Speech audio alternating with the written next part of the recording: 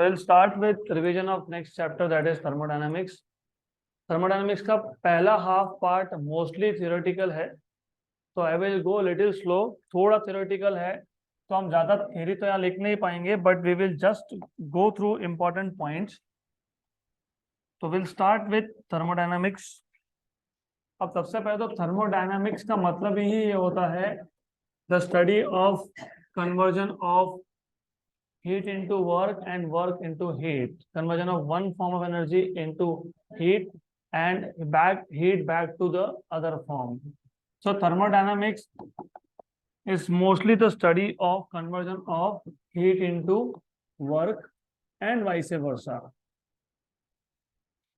तो यहाँ पे दो सबसे इंपॉर्टेंट चीज कुछ है तो that is heat and work. और हमको देखना है आगे जाके हीट इंजिन्स वो यही काम करते हैं, हीट को मैकेनिकल वर्क में कन्वर्ट करते हैं. तो ये डबल साइडेड एरो मतलब heat can be converted to work and work can be converted to heat. इसमें सबसे पहले सबसे बेसिक जो लॉ है दैट इज, सबसे बेसिक जो चीज है थर्मल इक्विलिब्रियम. तो you must know what is the meaning of thermal equilibrium. अब थर्मल इक्विलिब्रियम का मतलब ये होता है कि अगर हमारे पास दो बॉडीज हैं, one body is at higher temperature, other body is at lower temperature, दोनों का एक टेम्परेचर चेंज होता रहेगा जब तक दोनों का टेम्परेचर सेम नहीं हो जाता तब तक. So if I have two bodies, let us say A and B, A is at higher temperature, B is at lower temperature. These two bodies will exchange heat, exchange energy. So these two bodies will exchange energy until the time both of them have exactly same temperature. When both the bodies reach at a common temperature, then these two bodies are said to be in thermal equilibrium. So thermal equilibrium मतलब bodies are at same temperature. Bodies are at same temperature. जैसे मैंने बोला कि मैं यहाँ पे सिर्फ important points को लिखूंगा क्योंकि बहुत theory है. तो द आइडिया हियर इज, हमारे पास पहले दो बॉडीज सेम टेम्परेचर पे नहीं थे. अगर बॉडीज सेम टेम्परेचर पे नहीं हो तो they will keep on exchanging energy, और जब तक एनर्जी एक्सचेंज चल रहा है they will not reach at the common temperature. Once they are at common temperature then the two bodies are said to be in thermal equilibrium. उसके बाद there is something called as zeroth law of thermodynamics. Zeroth law of thermodynamics,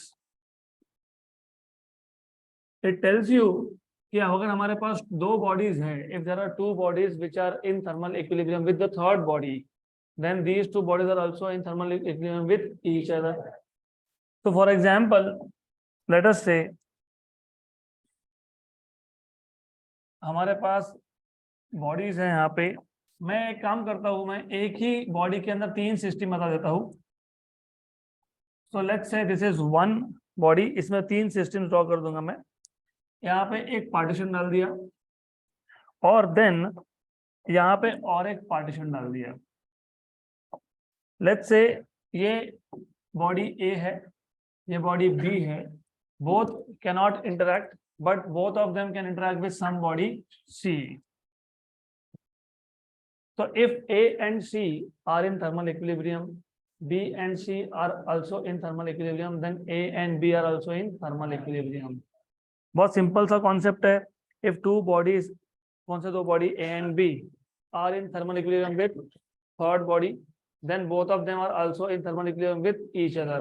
simple भाषा में बोलोगे A और C can exchange energy, B and C can exchange energy. तो A और C का temperature एक टाइम के बाद सेम हो जाएगा, मतलब they will be in thermal equilibrium. B और सी का टेम्परेचर भी सेम हो जाएगा, they will be in thermal equilibrium.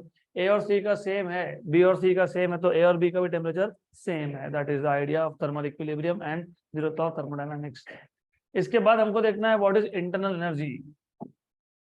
So next topic is internal energy.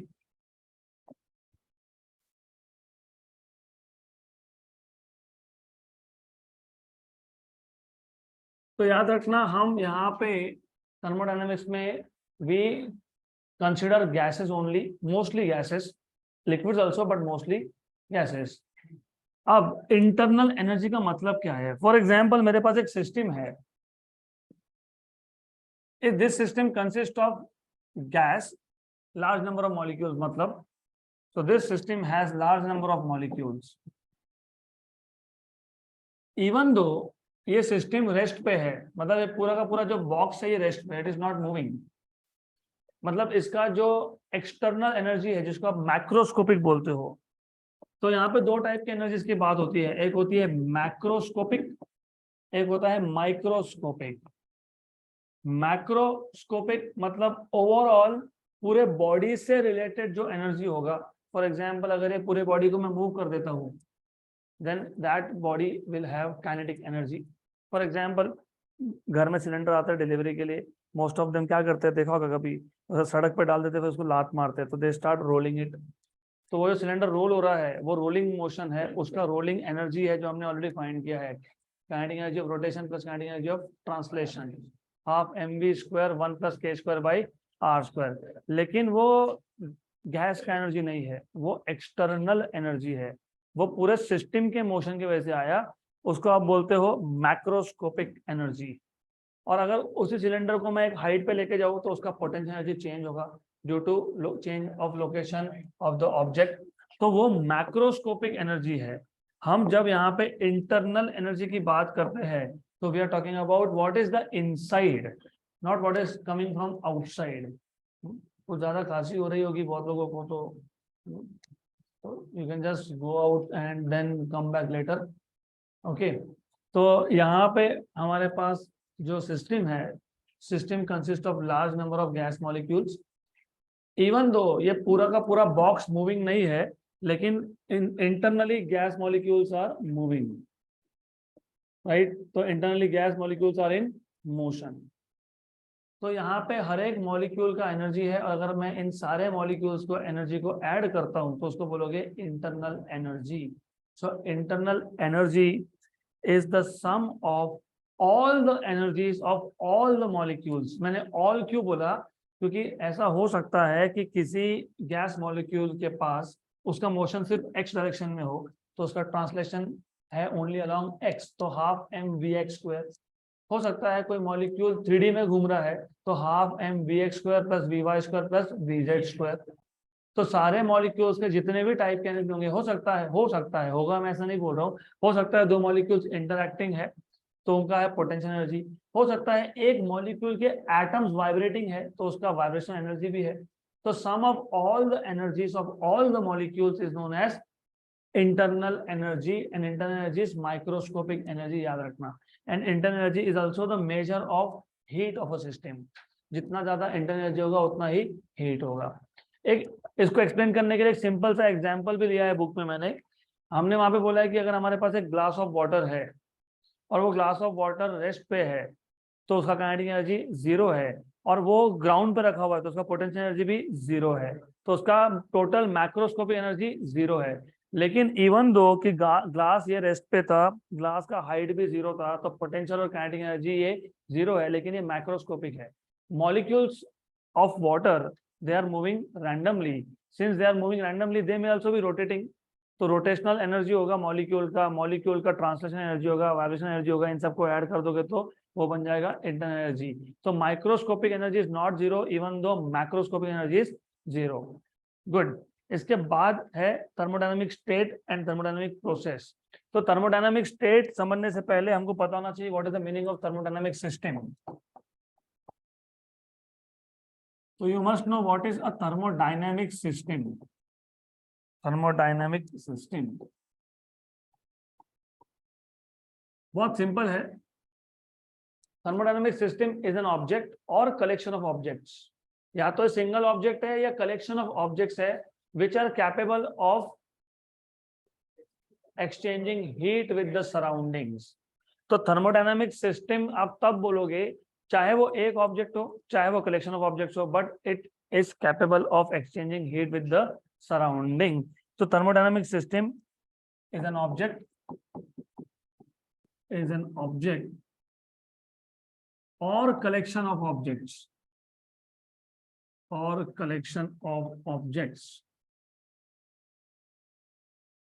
capable of exchanging heat with the surrounding, capable of exchanging heat with the surroundings। अब ये surrounding का मतलब क्या होता है? सराउंडिंग या एनवायरनमेंट भी बोलते हैं सिस्टम को छोड़ के जो कुछ भी है, except for the system everything else is called as surrounding और एनवायरनमेंट। फॉर एग्जांपल, अगर मैंने ग्लास ऑफ वाटर लिया तो water along with the glass is system, और उसके आजू बाजू में जो कुछ भी होगा, हो सकता है वो टेबल पे रखा है, टेबल के बाजू में एक पेन रखा है, उसके बाजू में कुछ और रखा है, वो सब का सब सराउंडिंग है। ओके, देन थर्मोडायनामिक सिस्टम तीन टाइप के होते हैं। एक को आप बोलते हो ओपन सिस्टम, एक को बोलते हो क्लोज सिस्टम, एक को बोलते हो आइसोलेटेड सिस्टम। ओपन सिस्टम में सिस्टम सराउंडिंग के साथ ही एनर्जी और मास दोनों ही एक्सचेंज कर सकता है। तो system which basically exchanges both energy as well as matter मतलब mass matter with the surrounding is known as open system. तो यहाँ पे ये ना टू वे एरो दिखाते हैं कभी भी, this is two way arrow, मतलब यहाँ पे हीट सिस्टम से एनवायरनमेंट में जा सकता है, एनवायरनमेंट से सिस्टम में भी आ सकता है। Similarly, matter also it can go from system to the surrounding or surrounding to the system. Best example is a container, a vessel which is kept on a burner. उसके अंदर पानी है और उसको आप हीट सप्लाई कर रहे हो पानी को, और आपने ऊपर से कुछ भी उसको ढका नहीं है, you have not given anything out on the top of it, मतलब उसको ऊपर से तुमने कवर नहीं किया, इट इज अनकवर्ड बेसिकली।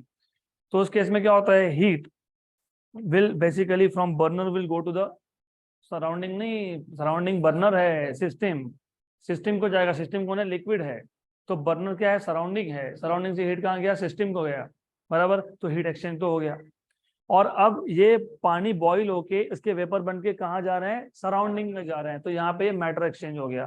तो system which can exchange both matter as well as energy with the surrounding is known as open system. अभी तुम हीट बोलो या एनर्जी बोलो, एक ही चीज है, दिस इज ओपन सिस्टम, ये जनरल नोटेशन होता है इसका।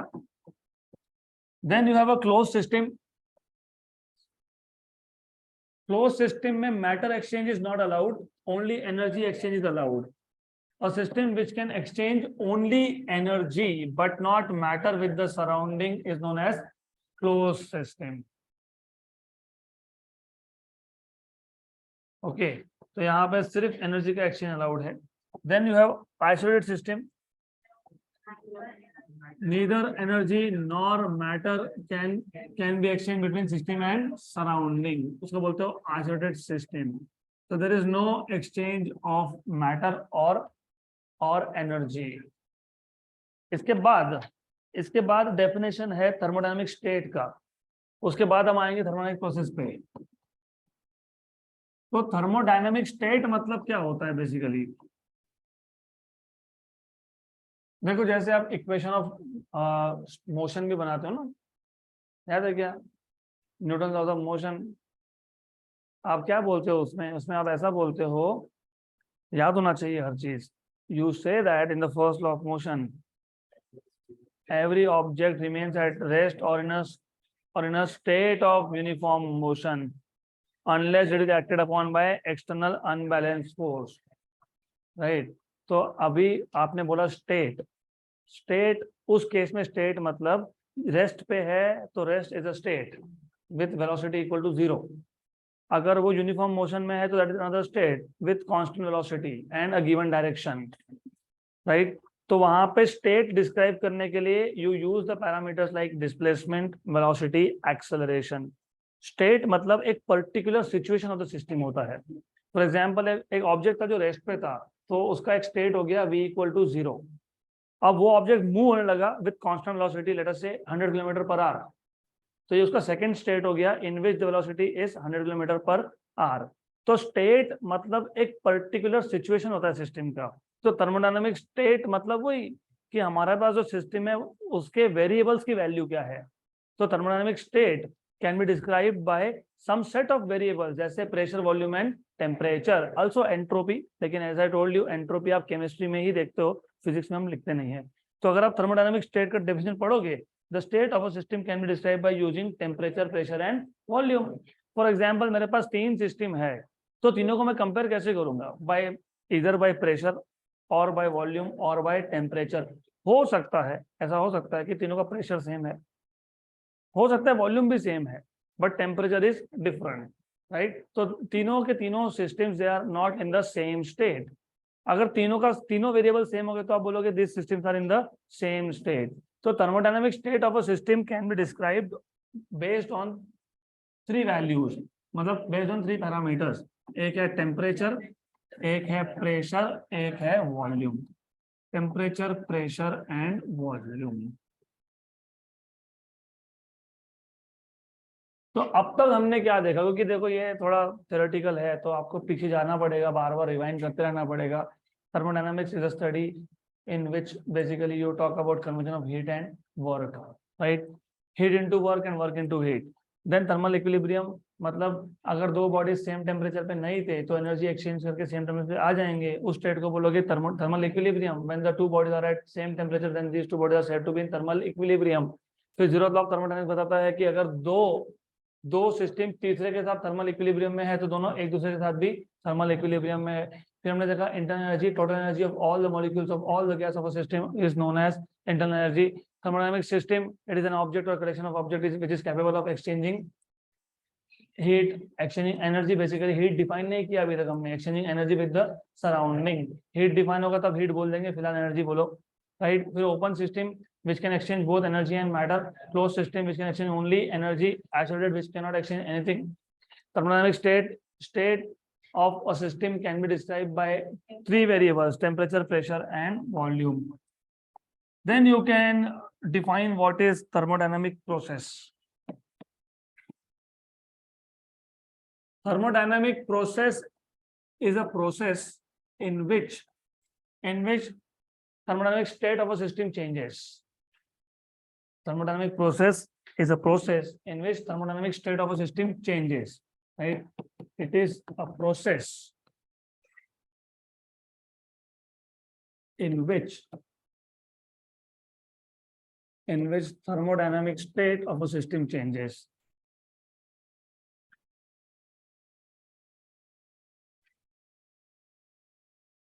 इसका मतलब क्या? इसका मतलब कि प्रेशर, वॉल्यूम और टेम्परेचर की वैल्यूज चेंज होंगे, which means during a thermodynamic process the values of thermodynamic variables, क्योंकि प्रेशर, वॉल्यूम, टेम्परेचर को जनरल नाम है थर्मोडायनामिक वेरिएबल्स।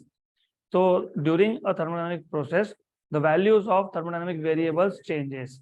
और ऐसा कहीं कंपलसरी नहीं है कि तीनों एक साथ चेंज होंगे, हो सकता है टेम्परेचर कांस्टेंट हो, प्रेशर बढ़ रहा है तो वॉल्यूम कम होगा because pressure is inversely proportional to volume. हो सकता है आपका टेम्परेचर कांस्टेंट है, वो प्रेशर एंड वी का रिलेशन। हो सकता है वॉल्यूम कांस्टेंट है, प्रेशर एंड टी का रिलेशन, गिलोजैक्स लॉ। हो सकता है प्रेशर कांस्टेंट है तो वी और टी का रिलेशन, राइट। उसके बाद हम डिफाइन करेंगे व्हाट इज हीट। तो अब तक हमने हीट डिफाइन नहीं किया, अभी हीट डिफाइन करने का टाइम है, तो लेट अस डिफाइन हीट। बहुत सिंपल सा आइडिया है। The idea is this, suppose हमारे पास एक सिस्टम है, तो I will take some system of any shape, maybe you if you want, आप ऐसा भी कर सकते हो, आप एक ग्लास ऑफ वाटर को ले सकते हो सिस्टम, उसको रख दिया आपने एक टेबल के ऊपर। तो हमारे पास एक ग्लास ऑफ वाटर है which is kept on a table, और इसमें वाटर है। तो water along with glass is our system and everything else is the surrounding. Everything else मतलब जो कुछ भी होगा वो, उसको क्या बोलोगे? उसको और एक नाम भी है, एनवायरमेंट। क्या बोलते हैं उसको? तो ये हमारा सिस्टम है, तो this is our system and this is environment. हमको डिफाइन करना है हीट डिफाइन करने के लिए हम एक सिंपल सा एग्जांपल लेंगे, और ये लिखना कुछ बड़ी बात नहीं है। Consider a glass of water kept on a table. Water along with glass makes the system and everything else is the surrounding. अब अगर दोनों का टेम्परेचर सेम नहीं हुआ, if system and the environment are not at the same temperature, then the temperature of both system and the surrounding will change, right? तो दोनों का ही temperature change होगा, क्योंकि दोनों का टेम्परेचर सेम नहीं था तो चेंज होगा। और ये जो चेंज होता है वो क्यों होता है? क्योंकि सिस्टम अपना इंटरनल एनर्जी सराउंडिंग को देता है, एनवायरमेंट को देता है, या तो फिर वहां से एनर्जी लेता है, right. So the idea here is if the temperature of system and environment is not same, then both the temperature will keep on changing unless they reach a common final temperature. यहाँ तक clear, right. और ये जो change in temperature हुआ, it is due to the exchange of internal energy. Gas के पास या system के पास, लिक्विड के पास था ही क्या देने के लिए? Internal energy. मैटर तो जा नहीं रहा बाहर, ये ओपन सिस्टम है जिसमें exchange of energy is allowed, not exchange of matter. आपने एक ग्लास पानी का भर के टेबल पे रख दिया, अपने आप पानी बाहर जाता है क्या? नहीं। लेकिन टेम्परेचर चेंज होता है क्या? यस। करना है तो करके देख लो, गर्म पानी करके रख दो 1 घंटे तक, 1 घंटे के बाद आओगे तो क्या मिलेगा? वो सराउंडिंग के साथ सेम टेम्परेचर पे मिलेगा, बराबर। तो ये जो एनर्जी का एक्सचेंज हुआ, ये क्यों हुआ? बिकॉज यहाँ पे सिस्टम ने, मतलब वाटर ने अपना इंटरनल एनर्जी लूज कर दिया। किसको दे दिया? सराउंडिंग। तो टेम्परेचर चेंज हुआ। किसका टेम्परेचर चेंज हुआ? सिस्टम का और एनवायरनमेंट का, सराउंडिंग का, दोनों का। लेकिन एनवायरनमेंट के सिस्टम टेम्परेचर में, एनवायरनमेंट मतलब सराउंडिंग के टेम्परेचर में चेंज हम नोटिस नहीं करते। क्यों नहीं करते? It is very large, environment is too large. जैसे आपकी गाड़ी का साइलेंसर है, वो गर्म हो जाता है, बराबर। तो उसके एकदम पास में रुकोगे तो तुमको लगेगा गर्म है। आपकी गाड़ी का साइलेंसर है सिस्टम, और जो उसके आजू बाजू का जो भी रीजन है वो है सराउंडिंग, मतलब एनवायरनमेंट। लेकिन ये एनवायरनमेंट बहुत बड़ा है, तुम उससे 10 सेंटीमीटर दूर चले जाओ, you will feel nothing. Why? Because environment is large and energy can dissipate throughout this environment. तो टेम्परेचर चेंज एनवायरनमेंट में होता तो है, लेकिन you can not measure, but you can measure change in temperature of system. तो यहाँ पे point ये है कि क्या एक्सचेंज हुआ? एनर्जी। कौन सा? Internal energy. क्यों हुआ? Due to difference in temperature of the two bodies, या फिर system and surrounding. This change or exchange in energy, this exchange in energy due to difference in temperature is defined as heat. तो तुम अब इसके आगे heat word use करोगे तो accepted. तो whenever there is exchange of internal energy due to difference in temperature, then that energy is called as heat, right? तो ये हो गया हमारा heat define। अब heat के conventions है कुछ, वो conventions पता होने चाहिए। For example, let us say मेरे पास ये एक system है और ये एक environment है, और मेरे पास और एक सिस्टम है और उसका भी एनवायरनमेंट है। लेट अस से Ts is the temperature of system and TE is the temperature of environment। यहाँ पे भी Ts is the temperature of system, TE is the temperature of environment। अब दो केसेस बनते हैं। एक केस में सिस्टम का टेम्परेचर ज्यादा है तो Ts is greater than TE, और एक केस में सिस्टम का टेम्परेचर कम है तो Ts is less than TE। अब यहाँ पे हीट फ्लो होगा। अब पहले तो पता होना चाहिए हीट कहाँ से कहाँ फ्लो होगा। Heat always flows from higher temperature to, मतलब हीट इज गोइंग आउटसाइड, यहाँ पे heat is coming inside, right. Because दूसरे केस में सराउंडिंग का टेम्परेचर ज्यादा था, एनवायरमेंट का ज्यादा था, तो हीट एनवायरमेंट से सिस्टम में आएगा। तो बाय कन्वेंशन, तुमको बाय कन्वेंशन पता होना चाहिए, whenever heat flows into the system that is taken to be positive heat, मतलब greater than 0। whenever heat is flowing out from the system it is taken to be negative, क्योंकि यहाँ पे heat का loss हो रहा है। Clear यहाँ तक? Right, is this clear? तो heat will be taken to be positive when heat flows into the system, heat will be taken to be negative when it flows out from the system। उसके बाद क्या topic है? Change in internal energy. Okay, तो अब going back here, जब भी heat का loss हुआ या हीट का गेन हुआ, अल्टीमेटली हीट लॉस हुआ, किसने लॉस किया? गैस मॉलिक्यूल्स ने। गैस मॉलिक्यूल्स के था ही क्या? Internal energy. तो इंटरनल एनर्जी, क्योंकि हीट लॉस हुआ तो गैस का इंटरनल एनर्जी कम हुआ कि बढ़ गया? कम हो गया, मतलब there is change in internal energy. दूसरे केस में हीट गेन हुआ, तो सिस्टम ने एनवायरमेंट से हीट लिया, सिस्टम ने लिया तो किसको देगा, गैस मॉलिक्यूल को देगा, और गैस मॉलिक्यूल का इंटरनल एनर्जी बढ़ जाएगा, तो इंक्रीज इन इंटरनल एनर्जी। दोनों ही प्रोसेस में एक चीज कॉमन थी कि दोनों ही केसेस में चेंज इन इंटरनल एनर्जी है ड्यू टू हीट। तो जब आप अगला टॉपिक पढ़ते हो change in internal energy of the system, तो change in internal energy of the system में दो पार्ट्स है। तो internal energy of system can be change in two ways. एक है बाय हीटिंग, ये तो यहीं पे क्लियर हो गया, this is clear itself over here, कि सिस्टम ने जब हीट लॉस किया तो कहां से लॉस करेगा, खुद का ही इंटरनल एनर्जी दे देगा, राइट, तो टेम्परेचर भी कम हो जाएगा, राइट। उसने गेन किया तो कहां जाएगा, गैस के पास जाएगा, गैस क्या करेगा, इंटरनल एनर्जी बढ़ा देगा, तो टेम्परेचर भी बढ़ जाएगा। तो हीटिंग की वजह से तो चेंज होता ही है, ये तो क्लियर हो गया। तो change in internal energy can basically come from two ways, one is by heating, other is by doing work on the system। तो हीटिंग तो अभी हमने देख ही लिया है, other is by doing work. ये थोड़ा इंटरेस्टिंग केस है। इसमें हम लोग कर क्या रहे हैं, हमारे पास एक सिस्टम है गैस, एंड उसके ऊपर एक मूवेबल पिस्टन है, और हमने पिस्टन को सडनली नीचे प्रेस कर दिया। तो हमने पिस्टन को नीचे प्रेस कर दिया, हमने मतलब वर्क डन कर दिया। Work is a form of energy which can neither be created. तो ये वर्क कहाँ जाएगा, सिस्टम के पास, मतलब किसके पास, गैस मॉलिक्यूल के पास, मतलब गैस का एनर्जी बढ़ जाएगा, राइट। तो दिस इज अनदर वे। तो internal energy of system can be change by two ways, one by heating, other by doing work. जैसे हीट के भी दो थे ना, inlet outlet, inflow outflow. Inflow heat is positive, outflow is, वैसे work के भी कन्वेंशंस है।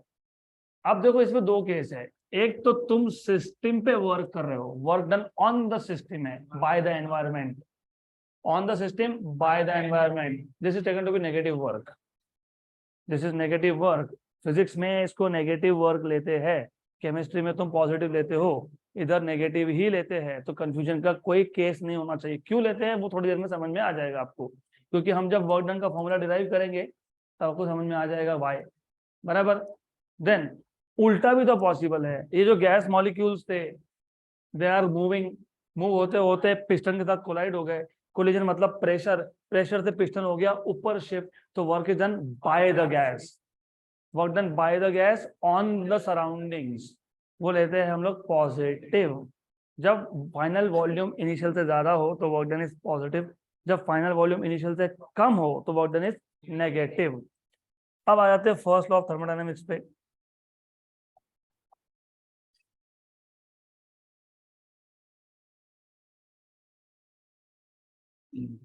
फर्स्ट लॉ ऑफ थर्मोडायनेमिक्स, ये भी सिंपल सा केस है। फर्स्ट लॉ ऑफ थर्मोडायनेमिक्स आपको बताता क्या है, सपोज अभी आप ही मेरे को बता दोगे, सपोज मेरे पास एक सिस्टम था, इस सिस्टम को मैंने हीट सप्लाई कर दिया, और ये हीट सप्लाई को मैं बोलता हूँ डेल्टा क्यू, और ऊपर से पिस्टन मूवेबल है। मैंने काइनेटिक थ्योरी ऑफ गैसेस में बताया था जब हमने बात की थी specific heat at constant pressure and constant volume की। हमने हीट सप्लाई किया सिस्टम को, तो क्या क्या हो सकता है, एनर्जी चेंज होगा। जो भी तुम हीट सप्लाई कर रहे हो उसमें से कुछ पार्ट गैस ने रख लिया, खुद का एनर्जी इंक्रीज कर दिया, तो डेल्टा यू मतलब इंक्रीज इन इंटरनल एनर्जी। और क्या होगा, और ये हीट ने पिस्टन को ऊपर मूव कर दिया, मतलब क्या हो गया, वर्क डन। तो heat supplied to a system is partially used in increasing internal energy and partially to do work. ये है फर्स्ट लॉ ऑफ थर्मोडायनामिक्स। तो उसमें क्या डिफिकल्ट है, nothing, where delta U is change in internal energy and W is work done and delta Q is amount of heat supplied। यहाँ तक clear.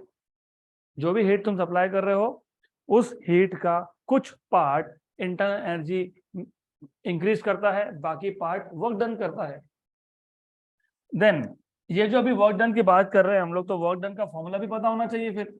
तो work done कैसे फाइंड करते हैं उसके लिए अगेन उसके लिए हम एक काम करेंगे, वापस से एक एग्जांपल लेंगे। अभी हमारा फोकस सिर्फ किस पे है, वर्क डन पे। हमको अभी सिर्फ वर्क डन निकालना है। फॉर एग्जाम्पल, लेट अस से फॉर एग्जाम्पल ये पिस्टन पहले यहां था, अब थोड़ा ऊपर डिस्प्लेस हो गया। कितना डिस्प्लेस हुआ, dx से डिस्प्लेस हुआ। क्यों हुआ, क्योंकि मैंने बताया आपको अंदर क्या है, गैस मॉलिक्यूल्स है।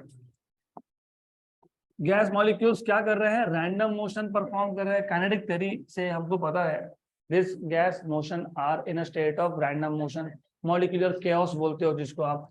ये घूमते फिरते कहाँ कोलिजन कर रहे हैं, पिस्टन के साथ कोलिजन कर रहे हैं, मतलब मोमेंटम इंपार्ट कर रहे हैं। मोमेंटम इंपार्ट करने मतलब फोर्स लगा रहे हैं, फोर्स का यूनिट हो जाता है प्रेशर। तो ये क्या लगा रहे हैं, प्रेशर। इस प्रेशर की वजह से पिस्टन हो गया शिफ्ट बाय अमाउंट dx। है क्लियर, पक्का। तो कभी भी डिस्प्लेसमेंट हो बिना वर्क के होता है क्या, कहीं पे भी हो, फिजिक्स का कोई भी कॉन्टेक्स्ट उठा लो, whenever you talk about displacement work done होना ही होना है। तो यहाँ पे डिस्प्लेसमेंट स्मॉल है तो वर्क डन भी स्मॉल है। इसको बोल दो dw या डेल्टा w, जो बोलना होगा वो। Small amount of work done is force into displacement, but force is pressure into area, क्योंकि pressure is force upon area. तो force is pressure into area, PAdx। लेकिन ADX अगर पिस्टन का एरिया A था तो ये area of the piston multiplied by dx, ये क्या है, चेंज इन वॉल्यूम है। This is increase in volume, तो this is equal to PdV। ये आ गया small amount of work done PdV। हमने पहले यूज भी किया है इसको, मैंने बोला था कि हमेशा P/dV आता है। ये तो ऐसा आता है क्योंकि गैस था, गैस कोलिजन कर रहा है पिस्टन के साथ, पिस्टन को ऊपर शिफ्ट कर दिया ड्यू टू प्रेशर dx से। तो work done is FdX but F is P/A और AdX इज dV। यहाँ तक क्लियर, गुड, पक्का पक्का। अब ये तो मैंने स्मॉल डिस्प्लेसमेंट का केस लिया। इमेजिन हमको फाइंड करना था what is the work done in increasing the volume from some initial value Vi to final value Vf। तो इमेजिन ये था इनिशियल वॉल्यूम और बाद में क्या हो गया, बाद में हो गया फाइनल वॉल्यूम Vf, मतलब पिस्टन शिफ्ट होके ऊपर चला गया। तो इस केस में आप क्या करोगे, इंटीग्रेशन। आप बोलोगे हर बार स्मॉल डिस्प्लेसमेंट में कितना वर्क हुआ, dw। तो टोटल वर्क डन कितना हुआ, इंटीग्रेशन dw, कहां से कहां तक, इनिशियल से फाइनल तक। तो ये आ जाएगा PdV from initial to final. तो work done equal to P constant है, यहाँ पे मैं अज्यूम कर रहा हूं प्रेशर कांस्टेंट है। हर बार ऐसा होगा नहीं, वो सिर्फ होता है आइसोबारिक प्रोसेस में जिसमें प्रेशर कांस्टेंट होता है, हर बार नहीं होगा। बी केयरफुल विद दिस, क्योंकि हम प्रिलिमिनरी स्टेज पे है, हम सिर्फ अभी बेसिक आइडियाज बना रहे हैं। तो टेम्पररीली मैंने बोला कि चलो प्रेशर को कांस्टेंट ले लो, प्रेशर कांस्टेंट ले लिया। Integration dV from Vi to Vf। What is integration dV, V, this is P into V from initial to final. So therefore work done W equal to P V final minus V initial। ये आ गया आपके पास work done का formula. इसके बाद है thermodynamic state variables. उसको आप प्रॉपर्टी ऑफ अ सिस्टम भी बोलते हो या उसको आप स्टेट वेरिएबल भी बोलते हो, तो एक ही बात है। अगला टॉपिक है थर्मोडायनेमिक स्टेट वेरिएबल्स।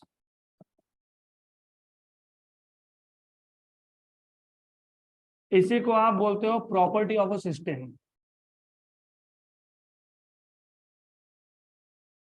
इसी को आप बोलते हो स्टेट वेरिएबल्स ओनली और state variables.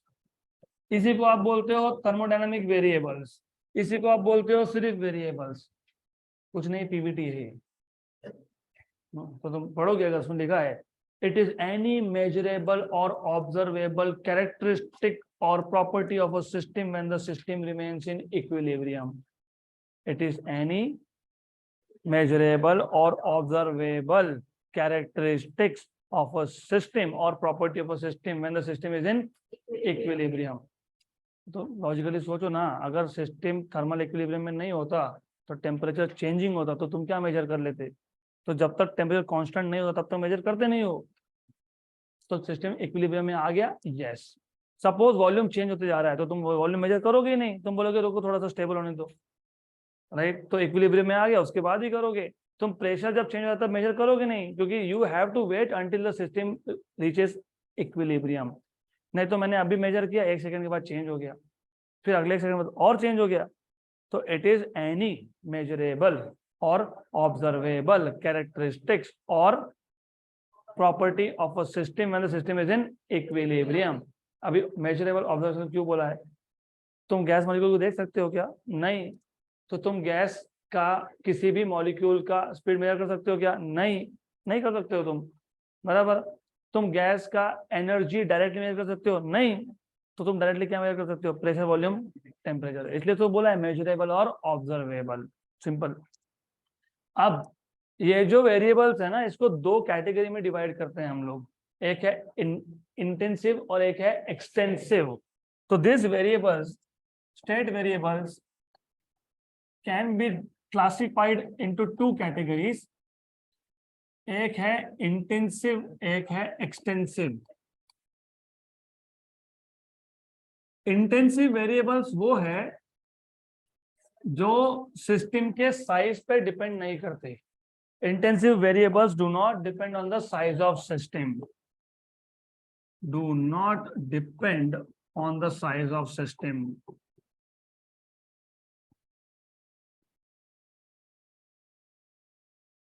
And these depend on the size of system. Depends on the size of system.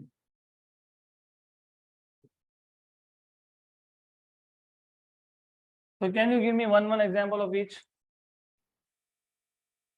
Density. Density do not depend on the size.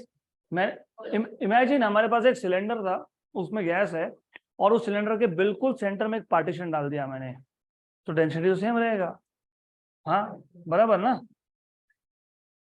Pressure and temperature. और extensive क्या है? मास, right? Volume. Volume तो size change किया, मतलब volume change किया ही है तुमने, right?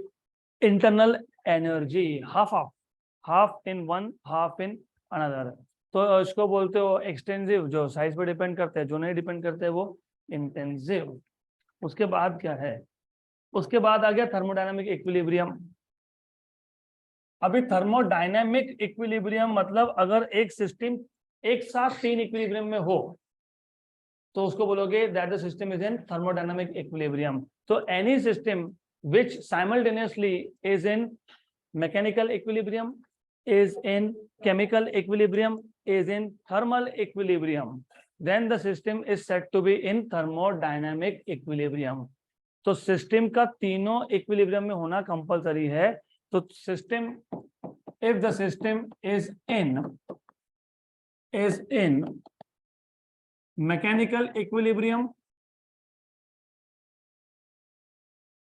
is in mechanical equilibrium, and if it is also in chemical equilibrium, and if it is also in thermal equilibrium, then the system is said to be in thermodynamic equilibrium. अब mechanical equilibrium का मतलब क्या है वो भी पता होना चाहिए।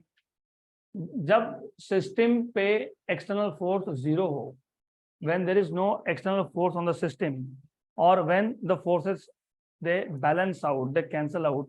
So when there is no net force on the system, or there is no net force inside any part of the system, तो सिर्फ मैंने सिलेंडर ले लिया, मान लो सिलेंडर को रख दिया तो फोर्सेस बैलेंस हो गए, क्योंकि एक्शन क्या था? mg डाउनवर्ड्स, और नॉर्मल रिएक्शन थे कैंसल आउट।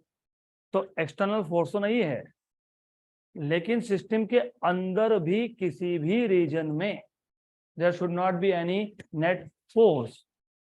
इसका मतलब प्रेशर हर जगह पे सेम होना चाहिए। थोड़ा सा कनेक्ट करना पड़ेगा, मैंने पहले ही बोल दिया था कि ये थियोरेटिकल टॉपिक है और this is what checks your understanding level, not very easy task, क्योंकि जब थ्योरी की बात है ना, मुझे सब आ रहा था लेकिन मुझे याद कुछ नहीं आया। तुम याद करते क्यों हो? खाना कभी याद करते हो कि खाना है? नहीं ना। अपने आप लगता है कि चलो अभी टाइम हो गया, खाना चाहिए। सोना याद करते हो? नहीं। तो फिजिक्स याद क्यों करते हो? समझ लो उसको, चीज सिंपल है। एक तो पूरे सिस्टम पे एक्सटर्नल फोर्स जीरो होना चाहिए। नंबर टू, सिस्टम के अंदर भी किसी भी पार्ट में नेट फोर्स नहीं होना चाहिए, जीरो होना चाहिए। नेट फोर्स जीरो होना, pressure is force upon area. Force zero होना मतलब प्रेशर सेम होना। तो सिस्टम के अंदर हर एक जगह पे प्रेशर सेम है, क्योंकि अगर प्रेशर सेम नहीं हुआ तो आपको पता है कि जब प्रेशर सेम नहीं होता है तो क्या होता है? Gas flows from higher pressure region to lower pressure region, right. इसका मतलब अंदर प्रेशर अगर सेम हुआ तो गैस का मोशन भी नहीं है, अगर है तो कांस्टेंट स्पीड के साथ है, there is no change in velocity. तो मैकेनिकल इक्विलिब्रियम कब बोलते हो? A body is said to be in mechanical equilibrium if there is no net force on the system, there is no net force inside the system in any of the part, there is no acceleration of any mass inside the system also. That is mechanical equilibrium. Number two, chemical equilibrium. A system is said to be in chemical equilibrium if there are no ongoing chemical reactions inside the system. इसका एक मतलब और होता है, composition of the system remains same everywhere, क्योंकि अगर chemical reaction होंगे तो फिर compounds change होते रहेंगे। केमिकल रिएक्शन का मतलब ही होता है ना कि two molecules will basically react form a new thing. तो अगर केमिकल रिएक्शन नहीं है तो इसका मतलब कंपोजिशन सेम है। तो when the composition of the system remains same everywhere then it means there is no ongoing chemical reaction. अगर नो ऑनगोइंग केमिकल रिएक्शन मतलब वहां पे कोई ऑनगोइंग केमिकल रिएक्शन नहीं है तो टेम्परेचर भी हर जगह पे सेम है। तो थर्मल इक्विलिब्रियम होने के लिए केमिकल इक्विलिब्रियम होना ही पड़ेगा, क्योंकि अगर केमिकल रिएक्शन चल रहे हैं, सपोज ये सिस्टम है, राइट, और एक पार्ट में वहां केमिकल रिएक्शन चल रहा है, सही है, तो उस पार्ट का टेम्परेचर चेंज हो गया तो तुम थर्मल इक्विलिब्रियम बोल ही नहीं सकते। तो थर्मल इक्विलिब्रियम का कंडीशन ही है कि केमिकल इक्विलिब्रियम होना ही चाहिए। तो नेक्स्ट आ जाता है थर्मल इक्विलिब्रियम, वो तो पहले ही बता दिया, right. when the system and the surrounding both are at same temperature or when inside the system all the parts are at same temperature then thermal equilibrium। तो तीनों के तीनों इक्विलिब्रियम सेटिस्फाई होने चाहिए, तब जाके सिस्टम किस में होगा? थर्मोडायनेमिक इक्विलिब्रियम में होगा। इसके बाद है PV diagram. Equation of state तो पता ही है आपको, पीवी इक्वल टू एनआरटी। इसके बाद है पीवी डायग्राम। अब इंपॉर्टेंट चीज ये है, पहली बात तो तुम समझ लो, पीवी डायग्राम ये सिर्फ इक्विलिब्रियम स्टेट्स के लिए होता है। मतलब ये कि मेरे पास एक सिस्टम है, उस पे मैं थर्मोडायनामिक प्रोसेस परफॉर्म कर रहा हूँ। What is the meaning of thermodynamic process? Change in the variables of the system, बराबर। Whenever the variables of the system change then the system is said to be in thermodynamic process. ये thermodynamic process quasi static होना चाहिए, मतलब very slow. क्यों? क्योंकि अगर very slow नहीं है तो थर्मोडायनामिक वेरिएबल्स मतलब वो जो सिस्टम है वो इक्विलिब्रियम में होगा नहीं। और पीवी डायग्राम, मैं वापस उसी पॉइंट पे जाता हूँ, PV diagram, pressure volume diagram. तुम कोई भी ग्राफ प्लॉट करोगे, एक्स वाई भी प्लॉट कर लोगे, तो एक्स की वैल्यू के लिए करस्पॉन्डिंग क्या वैल्यू करते हो? Find y. बोलते हैं ना, y equal to x square, x equal to 0, y equal to 0, x equal to 1, y equal to 1, x equal to 2, y equal to 4, x equal to 3, y equal to 9। मतलब for a given value of x you are finding out y।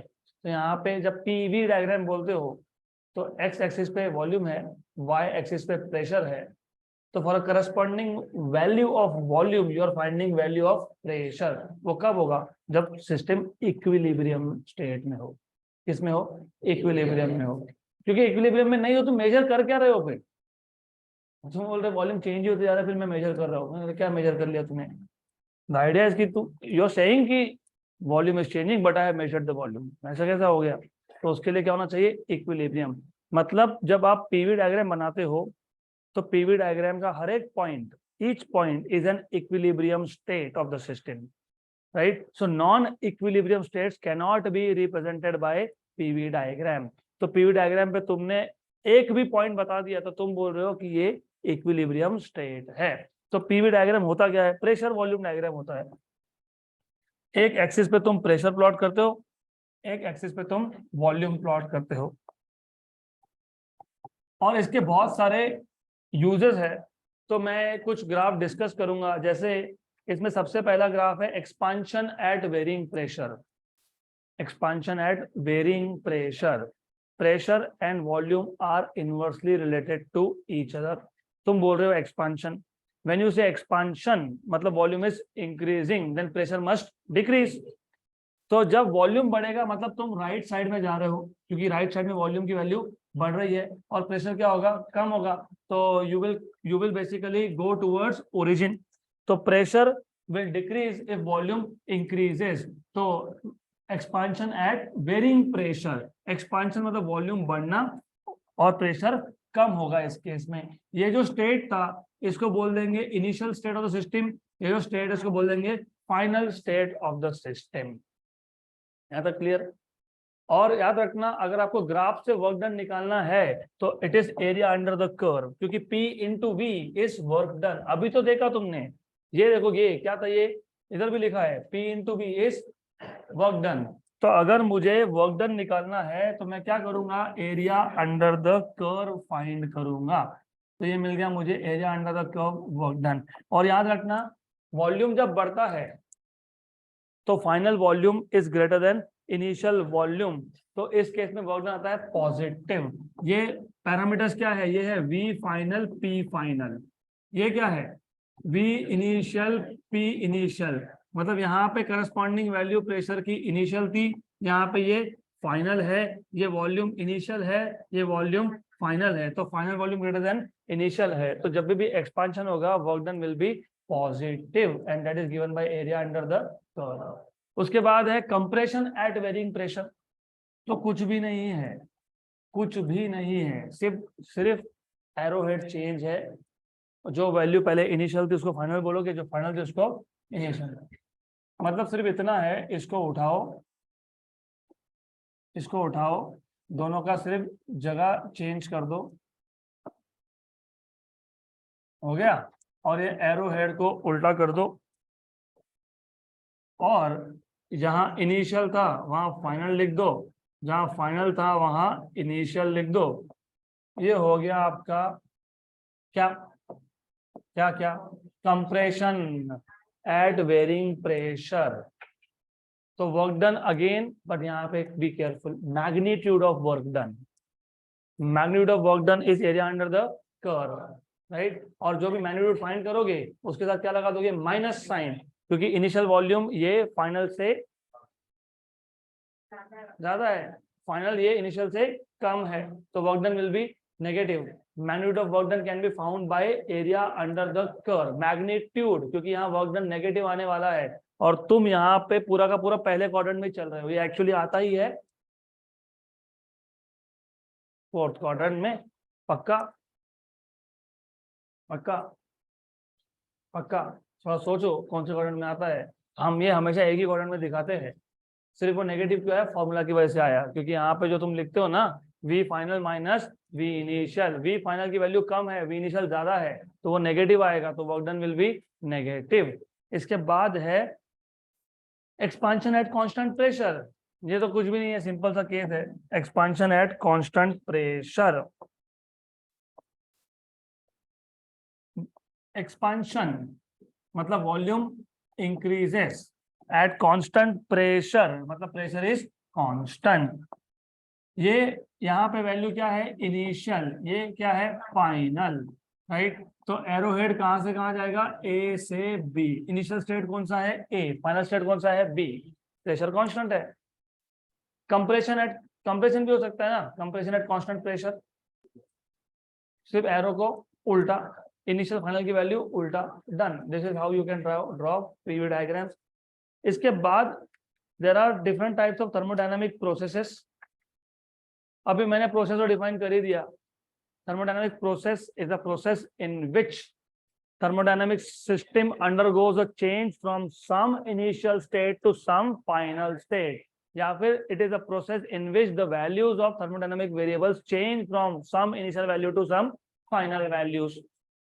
अब total हमको देखने हैं 4 type के processes, total है 3 actually, isothermal, isobaric, isochoric, adiabatic, 4। मैंने 3 क्यों बोले, क्योंकि ये जो 3 है ना, ये आइडियल गैस इक्वेशन फॉलो करते हैं और एडियाबैटिक नहीं करता है, इसलिए मैंने बोला 3। तो टोटल देखने हैं हमको 4, एक्चुअली देखना है 5, क्योंकि उसमें एक रिवर्सिबल इरिवर्सिबल प्रोसेस ऐड होगा। ये रिवर्सिबल इरिवर्सिबल प्रोसेस ये सिर्फ एक्स्ट्रा चीज है, वो हर एक प्रोसेस में हो सकता है, नहीं हो सकता, वो अलग बात है। सिर्फ पता होना चाहिए what is reversible process, what is irreversible process. तो मैं स्टार्ट पहले करूंगा आज रिवर्सिबल इरिवर्सिबल प्रोसेस से। तो याद रखना, सम ऑफ द 4 मेंशन प्रोसेसेस, 4 मैंने बताए ना, कौन से? आइसोथर्मल, आइसोकोरिक, आइसोबारिक, एडियाबैटिक, इन चारों में से कोई प्रोसेस रिवर्सिबल होगा, कोई नहीं होगा, बराबर। और एडियाबैटिक नहीं होता है, क्योंकि एडियाबैटिक में there is no way you can go back to the same state through the same path. अभी पाथ क्या है वो भी बता देता हूं। तो अभी पहले आ जाएंगे हम लोग किस पे, रिवर्सिबल प्रोसेस। रिवर्सिबल प्रोसेस, देखो आइडिया बहुत सिंपल है। पहले तो तुमको ये पता होना चाहिए कि जब एक सिस्टम एक इनिशियल स्टेट से एक फाइनल स्टेट पे जाता है, तो ये जब यहां से यहां जाता है, तो मैंने पहले बता दिया कि each of the intermediate state is equilibrium state, क्योंकि पीवी डायग्राम तुम नॉन इक्विलिब्रियम के लिए यूज कर ही नहीं सकते। तो ए से जंप मार के बी पे गया नहीं। थर्मोडायनामिक जो प्रोसेस है वो क्वासी स्टैटिक है, मैंने बताया ना पहले से कि हम मोस्टली क्या बोलते हैं, क्वासी स्टैटिक, वेरी स्लो। यहाँ से यहाँ आया होगा, फिर यहाँ आया होगा, फिर यहाँ आया होगा, फिर यहाँ आया होगा, फिर यहाँ आया होगा, ऐसा आते गया। तो क्या बन गया, एक कर्व बन गया। तो ये क्या है, सेट है। सेट किसका सेट है, इक्विलिब्रियम स्टेट्स का। किसका सेट है ये, इक्विलिब्रियम स्टेट्स का। तो वेनेवर अ सिस्टम, कौन सा system, thermodynamic system, undergoes a thermodynamic process, it goes through a set of equilibrium states, and this set of equilibrium states is known as a path. क्या बोलते हैं इसको, path, correct. अब reversible process मतलब जिस path से वो initial से फाइनल गया था, उसी पाथ को अगर रिट्रेस कर पाए, reversible. The process is said to be reversible if the system can go back through the same path back to its initial state, right? Correct? यहाँ तक क्लियर। तो A से B जाने में जितने भी इंटरमीडिएट स्टेट्स थे, B से A आने में सारे के सारे रिट्रेस हुए, एक भी बीच में छूटा नहीं, बराबर। तुम भी करते हो ना, यहाँ से क्लास पे आते हो, घर से क्लास पे आते हो, एक्स दुकान लगता है, वाई दुकान लगता है, जेड गार्डन लगता है, जाते वक्त जेड गार्डन लगता है, वाई दुकान लगता है, एक्स दुकान लगता है। वो कब, जब तुम्हारा पाथ रिवर्सिबल हो। नहीं तो मैं घूम के आता हूँ, तो ये भी घूम के गया तो ये रिवर्सिबल है, जाता है ये भी घूम के। वो कब होता है, जब लॉस ऑफ एनर्जी हो, जब सिस्टम सडनली एक्सपांड हो जाए, सडनली कंप्रेस हो जाए, तो लॉस ऑफ एनर्जी हो गया। तो जब लॉस ऑफ एनर्जी हो, एडियाबैटिक हो, तो उस केस में इनिशियल स्टेट से फाइनल स्टेट में पाथ अलग होता है, फाइनल से इनिशियल में अलग होता है, तो लूप जैसा बनता है उस केस में। यहाँ पे लूप नहीं बनता। यहाँ तक क्लियर। फिर फर्दर डिटेल्स तो मैंने बताया आपको। इसमें कुछ पॉइंट्स इंपॉर्टेंट है, इसमें कुछ पॉइंट्स रियली इंपॉर्टेंट है, तो वो आपको पहले पता होने चाहिए। इसमें जैसे कि मैंने बोला, this type of process is very slow process, हो तो कब से बोल ही रहा हूं मैं।